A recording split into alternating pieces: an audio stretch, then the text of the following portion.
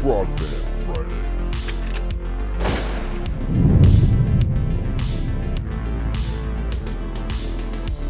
Yeah, boy. What's up, everyone? It is that time again. Welcome to the Frogman Friday show. Presented by Transcend, the best peptide and hormone therapy. They put your health first so you can live more and worry less. Go to transcendcompany.com/Birdman to begin your wellness transformation today. Today, our badass guest is Christian Ruf. He served 10 years in the Army as a 160th pilot, exiting service as a captain. He founded Uncommon Elite in 2021 and can be followed on Twitter and LinkedIn. You can also take a deeper dive by going to uncommonelite.com. Brother, welcome to the show. Thanks for having me, man. I appreciate it. Yeah, man, I'm getting overrun by you 160th guys right now. Had Gravy, Greg Coker on last week, and now you. This is exciting. Yeah. Yeah, I have noticed, I'm just waiting for the day that the Sean Ryan show has a 160th guy on it, because it seems like he's had everybody else except for 160th dudes, and they're all in his backyard, and the compound is like an hour and 15 minutes from his studio, so maybe one day. Yeah, he's probably, just because there's so much that noise from the rotors, he's probably like, screw these guys. Yeah. Shout out to the Sean Ryan show, and we'll see what we can do to get you on that, huh? Yeah. So let's dig in, man. It's one of these things I ask every single operator that comes out.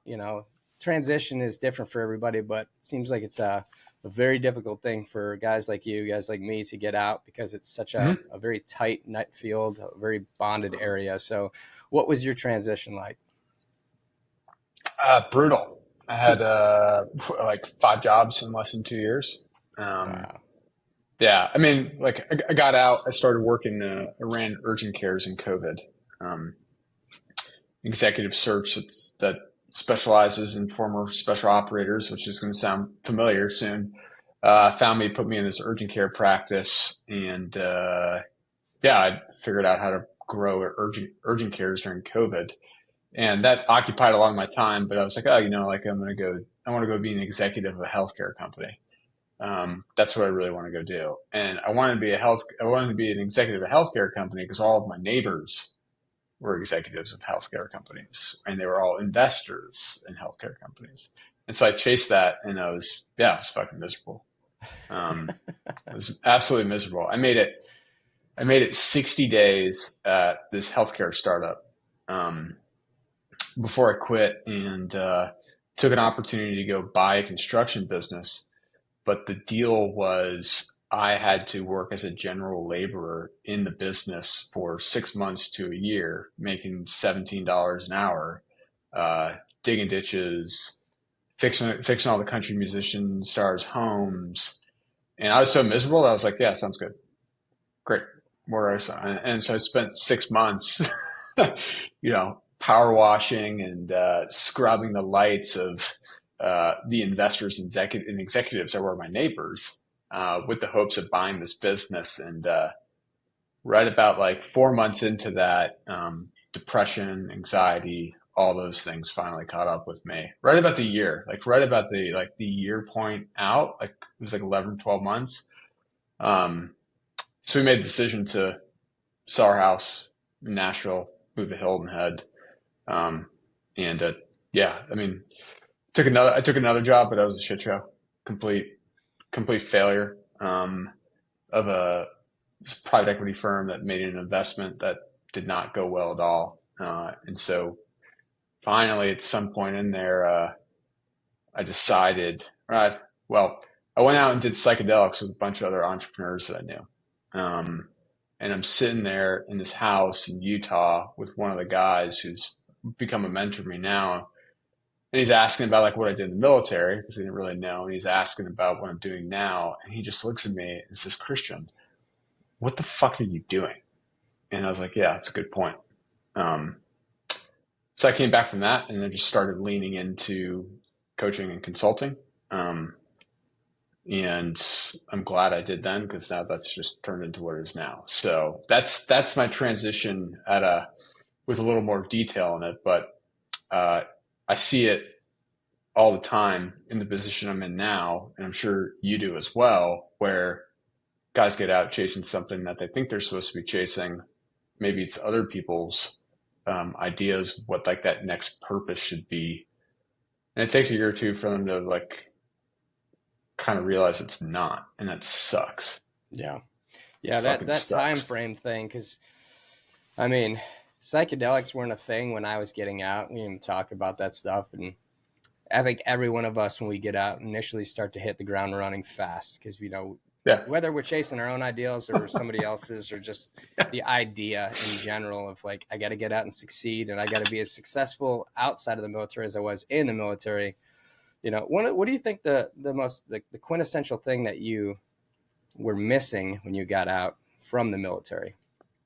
For me, I would say purpose, but I think it's more of tribe.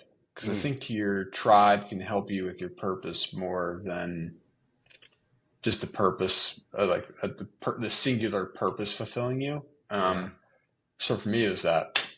I always use this funny little short story because it relates so much to you. I have a buddy who was a Top Gun pilot, and when he got out, he was working investments, and so he was behind this beautiful wooden desk, and he was in this incredible office and this insane, like, humongous company, and he's doing really well. And he called me one day and it's like, dude, I fucking hate my life.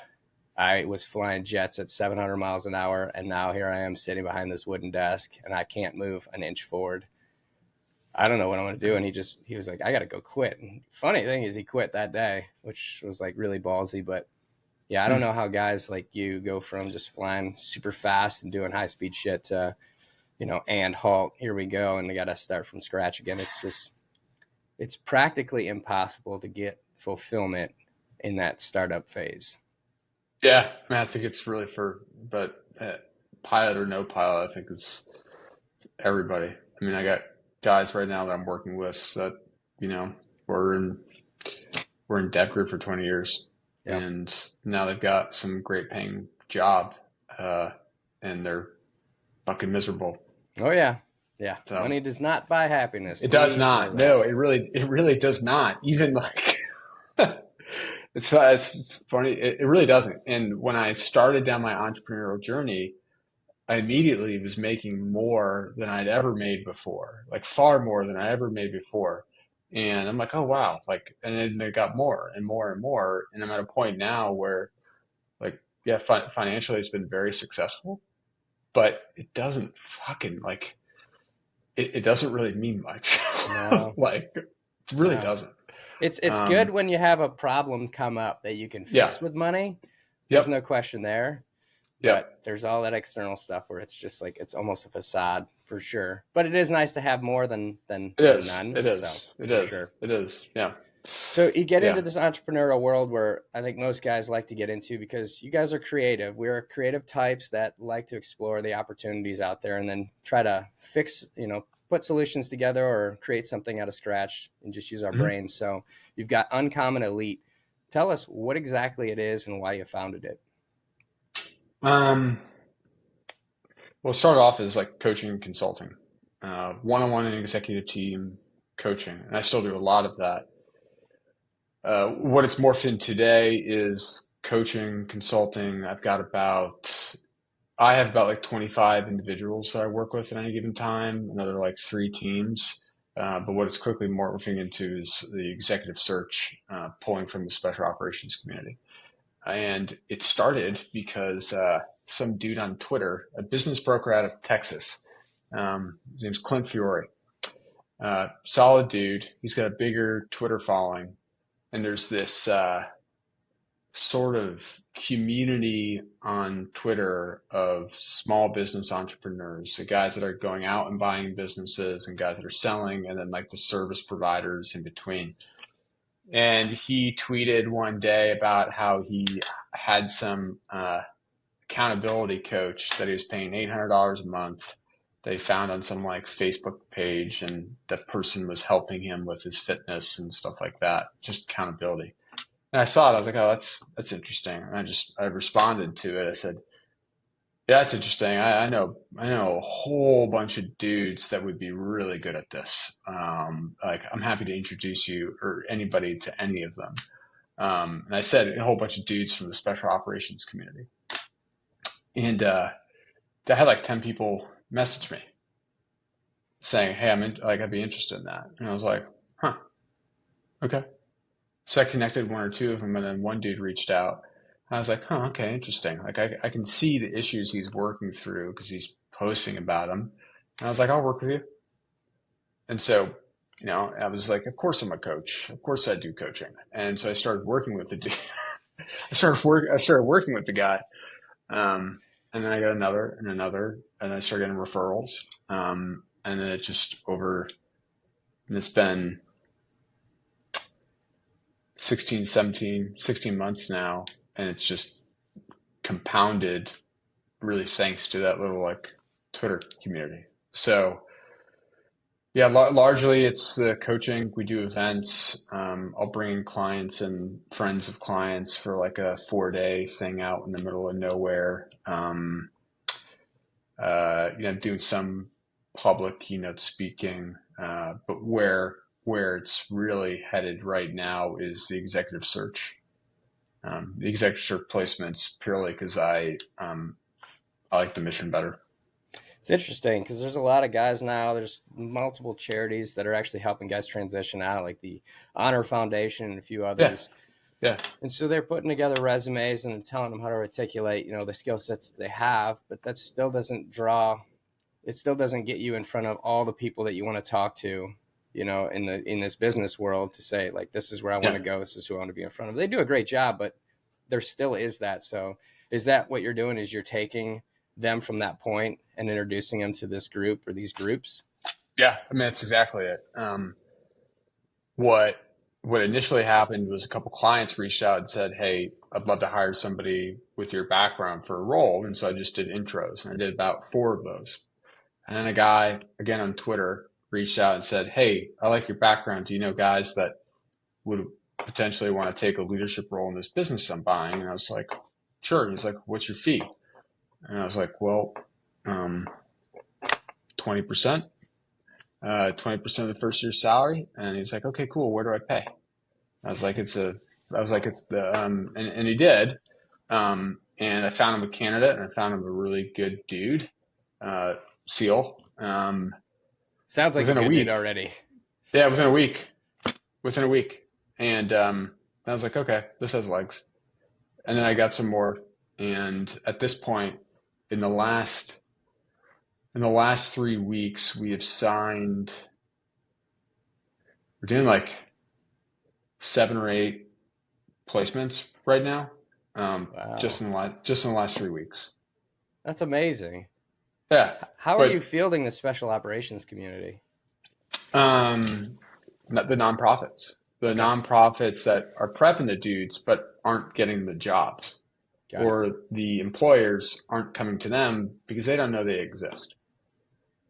And so I'm kind of sitting there in this little community that is private equity, small business entrepreneurs, M&A lawyers, and I'm sitting in there and I'm kind of becoming this, at least within this little community, like the guy that if you want to hire a leader, you come to.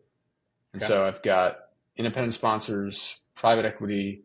I had one VC reach out, a couple of just individual business owners. And so I'm taking the roles and saying, no, that looks like a shitty role. I would never put that in front of somebody. Or this looks like an awesome role. I'm going to put it in front of somebody. And then I just go to the network. So I go to, there's an organization called 51 Vets. There's another one called SOTA, Special Operator Transition Foundation. I send them to, there's one for the Ranger Regiment, and then there's the SEAL Future Foundation. And I send them out, and I end up getting really quality candidates in a short amount of time. Wow. That's amazing. That's got to be fulfilling too when you get that group of people and then you see that cross-pollination, that transition into a job. You're like, that's cool. I mean, I just gotta do a job that I should have taken. And he's gonna He starts, he's a teams guy. He starts in 2 weeks, and he'll be making 7 figures within the next couple years. Did you tell him that if things don't work out, put your name in? Yeah. And I got another one that I'm actively filling right now. It's a CEO position in Arizona that, the person will be making $400,000 a year and earning 5% of the business over the course of 2 years. And Wow. whoever takes that is like, that's an incredible, and they can buy up to 20% of it if they want, if they bring their own capital. So it's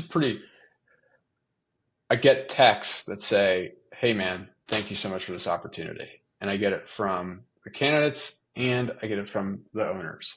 So it's this really cool blend of doing something to help guys out, but then, the value is, you don't even have to question the value. It's so obvious. You get really Yeah. talented leaders. So You're like the glue, man. That's awesome. Do you I'd be interested to know kind of, are you looking more for like the C-suite type individual to bring in? no, It's just it's arranged. general manager through C-suite. I just placed a former Ranger Regiment NCO in a commercial garage door company, and then they liked him so much they said, "Hey, we got another one in Atlanta that we need you to fill," and I got another Ranger Regiment NCO that like lives down the street from it, so who's probably going to be a good fit, and that's a general manager position. Wow. Wow. Okay, so I'm exiting service. I am not attached to a nonprofit. And what does it take for me to get with you and then start the placement process? Just get on LinkedIn. Follow me on LinkedIn. Okay. I post everything on LinkedIn. Yeah, everything on LinkedIn. So that's the easiest way. And I've got a running database of guys that are looking for roles. And so, I mean, I get messages. I get a lot of messages all day long on LinkedIn. Guys looking for their next opportunity or their first. And at this point, I don't have everything. I don't have anything for everybody. So I'm just compiling, where are you? Where do you want to be? What type of role you're looking for? Comp range, all that sort of thing. So Wow. just starting Same to thing for stack it. businesses. Are they hitting you on LinkedIn to get involved? Yeah, they get on LinkedIn and Twitter. And so what I'm trying to do is take all of the fees, the placement fees that are coming in, and use it for marketing. Because I don't have my limiting factor isn't candidates. My limiting factor is the amount of opportunities. And if you consider all the businesses out there that are hiring for leadership positions, I would argue that 99% of them don't know that you can go hire military or former special operations because they don't know that it exists. Sure. Yeah. Yeah. I mean, that's something I've seen just in this Dallas market is, when I got out, a lot of guys were like, "Hey, I want you to come work with me." I'm like, "I'm not Yeah. qualified at all for that." Like, "Oh yeah, you are. You just don't know it." I'm like, huh. So giving them the opportunity to say, I get to hire a special operator who I know the quality of the effort, the ethic, all that stuff that comes into play. And that's really cool, man. What other things do people need to know about your company? You said you mentioned that you do retreats for 4 days and you do some Yeah. public speaking. Tell me about the retreat. So I'll try to do once a quarter. I'll take a collection of my coaching clients and then other people that I think are cool and I want to get to know, and we'll go rent a nice house somewhere. So the second to last one I did was in Asheville, North Carolina. Got a really nice house out in the woods, kind of secluded. I brought two guys from CAG, and we did a series of workshops, but also a series of like really hard physical stuff. Not like the alpha male boot camp style, but more of like, here's a problem set that you guys have to think through. We did something with like a downed tree that they had to split up and then drag like a mile and a half through the woods up a hill back to the house type thing. And we participated in two. So everybody's getting smoked. It's not like I'm just like sitting there and watching. So you're taking dudes from our pedigree out in the woods and kicking their ass. Yeah. And kicking my own ass. After that one, one of my clients looked over at me and was like, wow, you really did this too. And I was like, yeah, dude, I have not worked this hard since our green platoon. I was just like, that was brutal. And it's a lot of fun. It's reinvigorating.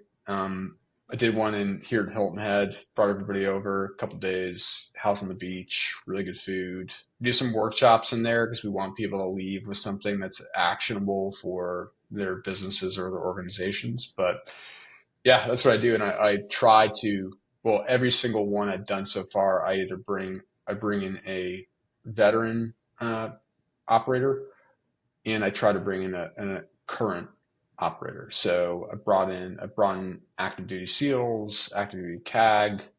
And that's been it so far. Okay.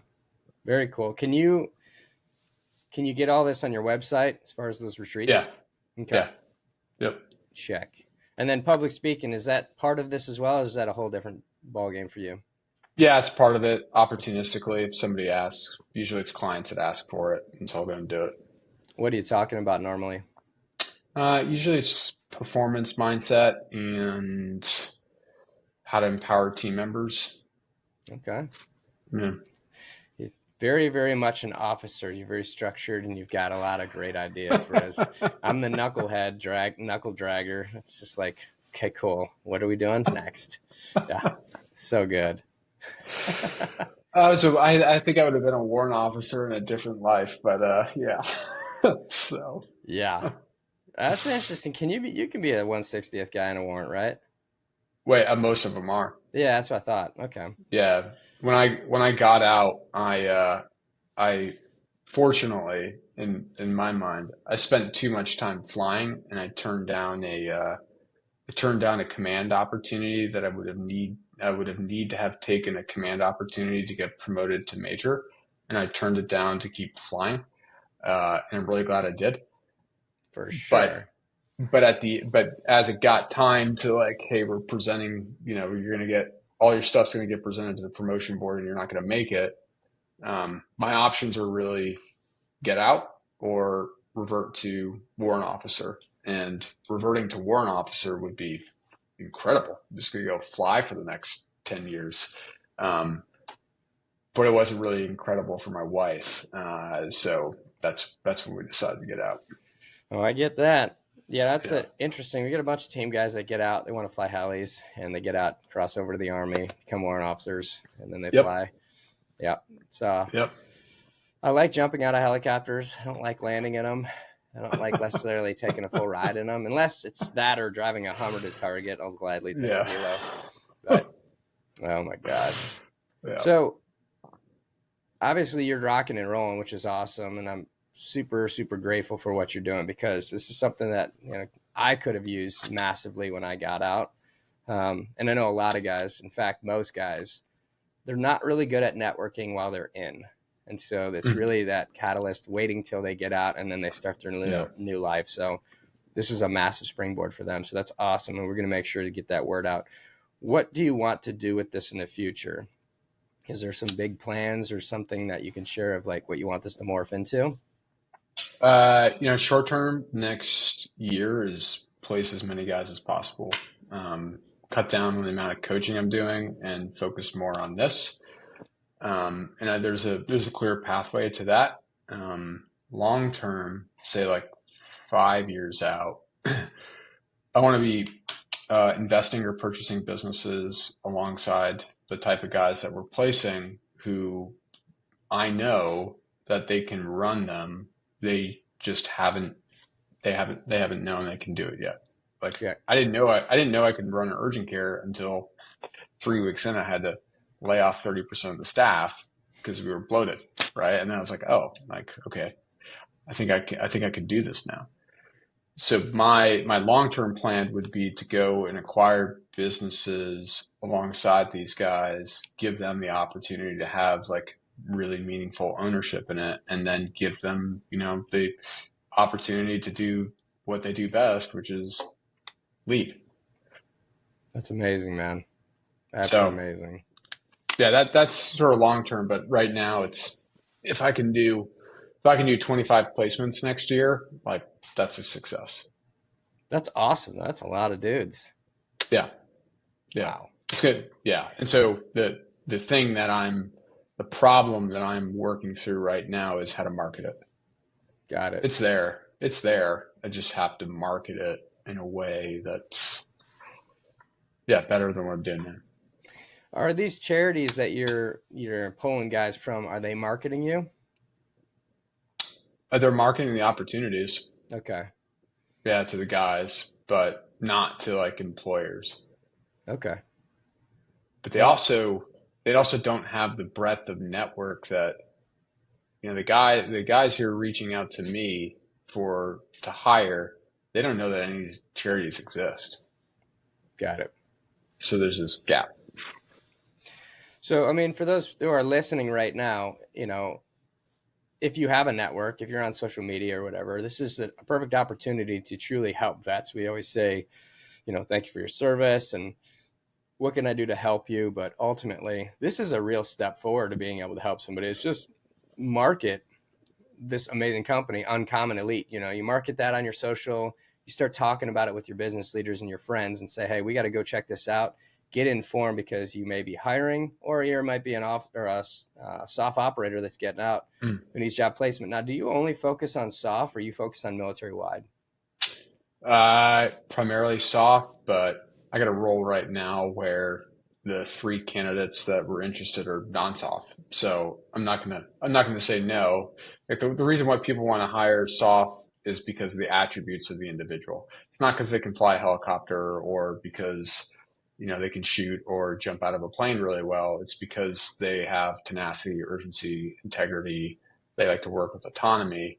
And so if somebody comes to me and says, hey, I want to hire someone and I can't find a soft guy, like I'll go look for other veterans that have those attributes and put them in front of the owner. Got it. Okay.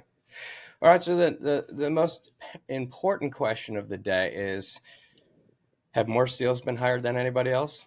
Yeah, they have. They have. Perfect. Yeah. I'm doing these placement posts. I'm doing these placement posts on LinkedIn to be like, hey, we placed this guy here, and they're all SEALs. Except for we did an Air Force dude, did an F-18 pilot, did the Ranger, NCO, but then the rest of them have been SEALs. I have a Green Beret in the pipeline. We have 2 Green Berets in the pipeline right now, potentially 3, which is great. But I am just itching for the first 160th one, but I think that's going to be a while. So that's funny. That's funny. I was actually just joking around, but that's super no, funny. it's true. You guys have the best brand in the world. So yeah, we do. I mean, good hair, usually the works, prepping ourselves. Oh my gosh. This is awesome, man. I commend you for what you're doing. We're going to push this out and we're going to share it to all the companies that we know. And I know that our demographic, a lot of military follow this. So each one of them, if you're listening, I want you guys to share it out to your networks to help Christian get all his word out there to people, because we can't help the SOF community enough, especially the transitioning person. See, they're all good when they're in. And then once they're solidified in the job and they find their happiness, that's great. But that's that transition that we talked about at the beginning that's hard for every one of us. So, you're a huge breath of fresh air for those that are exiting and that need that help, man. That's awesome. Right on, dude. All right. Well, here's an interesting question for you. Bring it back to the military side, because we bypass off your 10 years of service. And for those of you who don't know what 160th is, they are the gnarliest helicopter pilots in the world. They are psychopaths. The first time I got to fly with the 160th, I thought it was a joke and I thought we were crashing. It was like, what is this dude doing to us right now? I mean, just cruising right over the mountain ranges out at San Clemente Island and just like, we're going to die. And like, no, these guys is what they do. And I was like, really? Because this is not what I've ever done. And it's just a unique skill set. So you are the absolute SOF community for the helicopter pilots.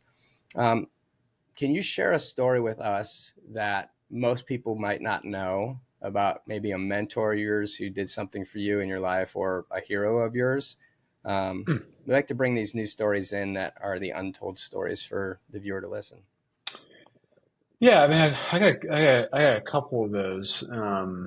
The one that I'd love to share, it stands out, was very, very impactful for me in a sort of a non-traditional way was, so in the 160th, you basically have three categories of pilots. You have what's called a flight lead, and they're like the very, very, very, very senior. Like they're the ones that go with the ground force commander and plan out the whole thing and all the different assets. You have fully mission qualified, which means that they can be the pilot in command of the aircraft overseas with a customer, and the customer is Teams guy, CAG, whatever. They could be in the back of the aircraft, or they could be on the ground. In our case, shooting, because I flew the DAP, which is basically the take all the weapons from an Apache and strap into a Blackhawk. Everybody loves the DAP. Everybody. Yeah. Yeah. And then there's basic mission qualified, which is like, you just came out of Green Platoon, and in the next 18 months, you have to prove yourself. Every day is an assessment. And in 18 months, you need to make fully mission qualified. So we would go to the range 3 days a week. We had our own range at Campbell. So the DAPs would go typically 3 days a week, every week of the year. I would try to get out there once or twice a week, every week. And so we're doing this exercise with Ranger Regiment, and I'm flying with this flight lead. And this flight lead had been, at that point in time, he'd been in the organization for, I think, like 15 years. I mean, he'd done over 20 years, been a DAP pilot for close to 15. Small guy, had a little bit of like a Napoleon complex. But he had like a charisma and a tenacity that you can't get anywhere else. And he led with this sort of like sarcastic edge that was really compelling, but you also didn't know if you're like really screwing something up or if he was really messing with you. And he loved to smoke. Okay. Loved to smoke. Chain smoker. Marlboro Reds. Loved to smoke and loved Jim Beam. And so we're at this range. It's July, so it's pretty hot out. And even though you're flying, it gets really hot in the aircraft with all the gear. And I always get airsick. I never got over getting airsick. And then if you've seen a DAP fly, it is not like steady.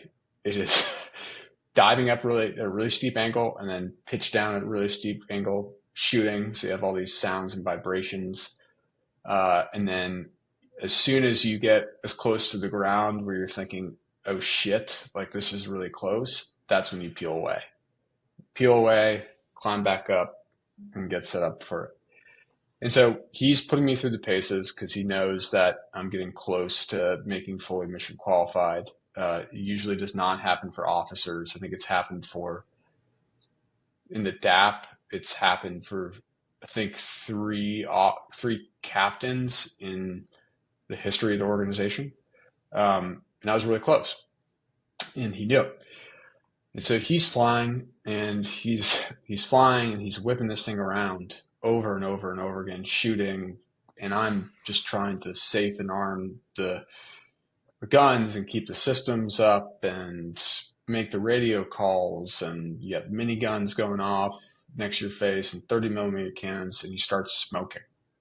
And you start smoking in the aircraft while we're flying. And so he's chain smoking Marlboro Reds, whipping this thing around, making calls. And like, one of the first lines in the Blackhawk manual is like, you're not allowed, you must not smoke within 100 feet of the aircraft or something like that.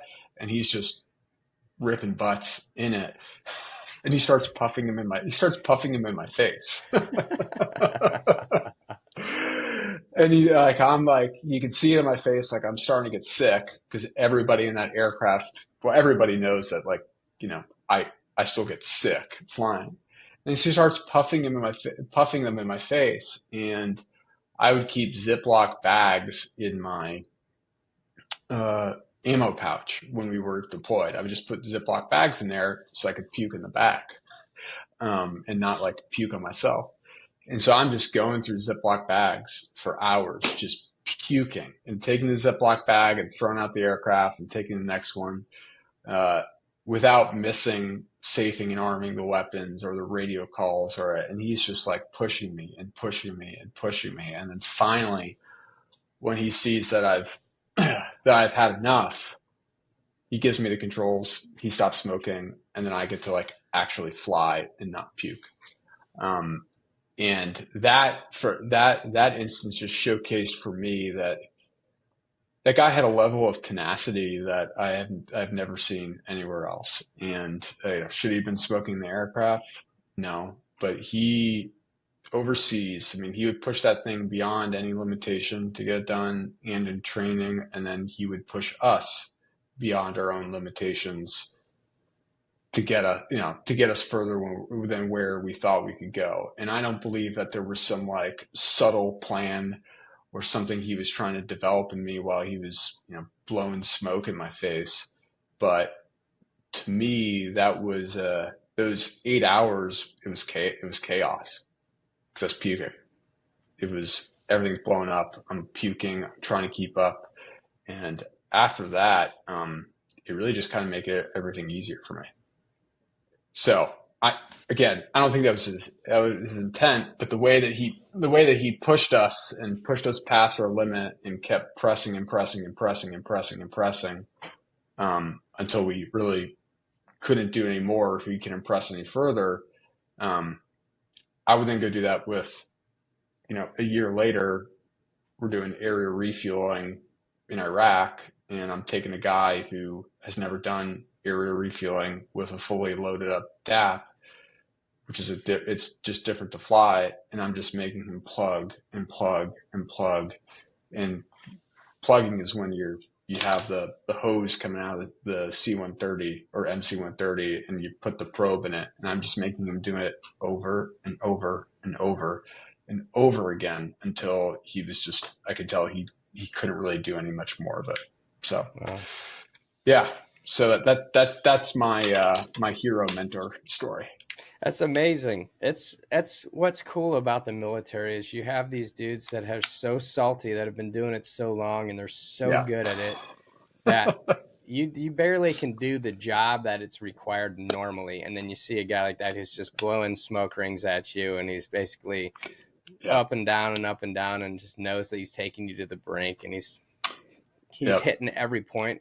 This is kind of what I felt like when I started skydiving. Is they told me like, okay, your first jump, you're going to go out with 2 people, and they hold you on each side, and you're complete shit. Like you can't fly at all. You're terrified, all this stuff, and you suck. And they're like, well, your final test is you have to do a front flip and then a back flip, and you have to track to somebody, and they have to do side turns, turn this way, more tracking. And you're like, how do I do all of that stuff? Yeah. And they're like, dude, it's basic level stuff. And you're like, wow. So that's awesome. I appreciate you sharing that story. There's another one. This is over a target in Syria, and he's in the lead aircraft, and it was wing night, and he was pissed that we were missing wing night, and so he went over our little dining tent and somehow convinced whoever's manning the dining tent to give him a Ziploc bag of chicken wings. And we're over a target with like guys on the ground, like assaulting the objective, and his voice is muffled because he's eating chicken wings while it's all going on. So it's just like that is awesome. Yeah. Hey, whatever you got to do to keep the morale going out there, for sure. That's amazing, man. Yeah. Well, thanks for sharing this, man, and I appreciate you jumping on and sharing what you're doing these days. And I wish you all the best success, and we're going to blast you out to everybody we know. So if you're listening, you follow this, make sure to go check out Uncommon Elite. It's uncommonelite.com, and give Christian a follow on Twitter and LinkedIn. And we're going to keep this going for you, buddy. Cool. Thanks, man. Appreciate it. Anytime. Yeah, man. Frogman